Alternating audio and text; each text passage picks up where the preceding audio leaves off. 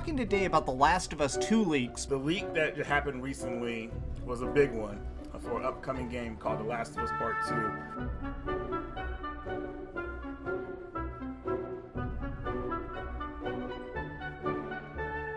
The Last of Us 2 leaked online. Most of the story did.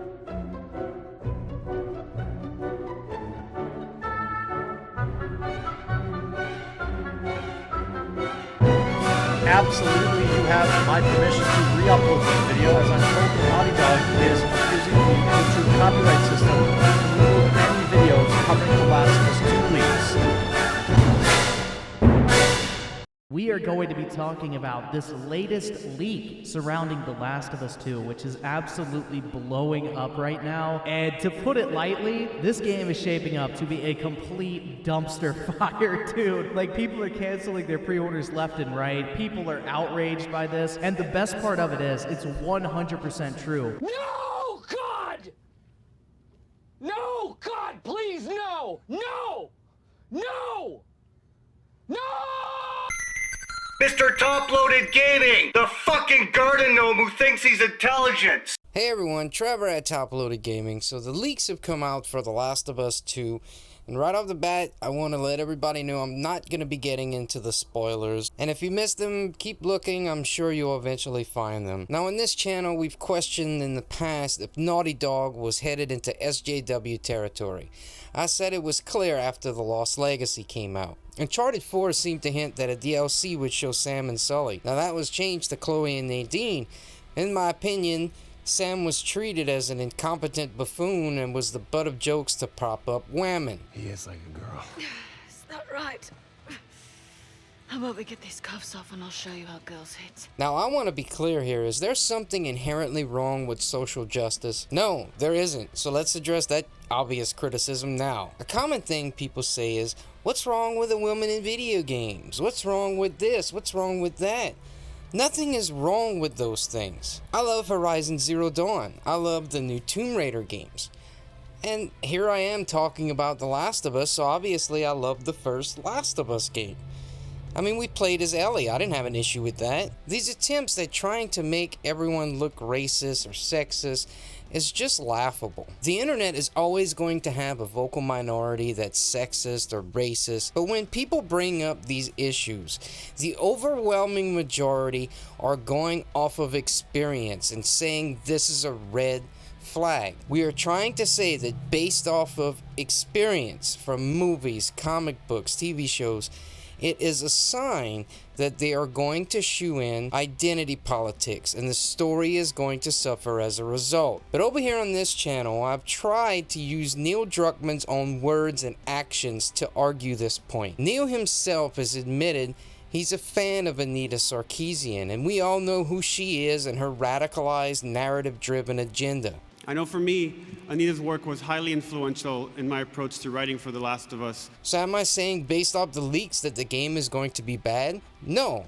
I think the gameplay is going to be fun and top-notch. The graphics look amazing. What I am saying is that I'm skeptical that the story is going to stack up to the original. Why? Because the leaks seem to confirm my suspicions. So if I'm right, in the coming months as developers talk about subverting expectations and calling us sexist or racist, keep in mind that Neil has said himself he's a fan of Anita Sarkeesian. There's plenty of interviews where he talks about it, just go and check them out. But it's not impossible to make a good story surrounding identity politics, so we'll just have to see. But if you saw the leaks, I would go as far as saying we went from an emotionally dark game with the first entry to a soap opera on the level of having a secret twin brother separated at birth as the villain. Now I think that implies a loss of quality. It is a recurring theme now that TV shows, movies, games want to subvert your expectations. That is the new go-to phrase. But really, it is the very transparent shoehorning of identity politics that causes expectations to be subverted. It leads a lot of us to say, can we just get good stories? Can we have storylines that are ongoing, that don't end up gutted or completely transformed? It was sad seeing the leaks. but I'm not surprised at all. A theatrical game like this is supposed to be an escape, but every time you have some bit of dialogue that was obviously shoehorned in, you end up getting taken out of the game. Think of it like this: imagine if movie executives decided it would be a good idea to have Ryan Reynolds as Deadpool interrupt every single movie made regardless of how serious the movie is. To break the fourth wall and tell a joke. It would break the immersion of the movie, right? That's pretty much what I'm saying when you see a bit of dialogue that's obviously shoehorned identity politics. It breaks the immersion of the game. Now maybe if Naughty Dog stops false flagging and getting people banned, I'll make a video specifically on the leaks, but at this time, it's just not worth risking my channel. Times like these, it makes me realize how lucky we were to get Red Dead Redemption 2, because while you can say this or that about it, it wasn't a censored mess of a game. It wasn't overly political or preaching to you constantly. Recently, I did an interview with Tommy Tallarico of Intellivision, and one of the reasons I took umbrage with his views and his statements on violence is because of results like this. We don't need the government to censor our games. We don't need developers or CEOs shaming other developers, because developers are already gutting their own games by choice. Anita's purity test is the new form of censorship, and if you don't adhere to it, well, you can expect to be canceled by the likes of Anita Sarkeesian and her ilk. I believe that video games are art, and it should be protected as such. Any threat to that, and I have an issue with it. So in closing, I want to say that The Last of Us 2 may still be a solid game. Time will tell. Until then, I remain skeptical because of the red flags. I hope for the best, and to Naughty Dog, I say good luck.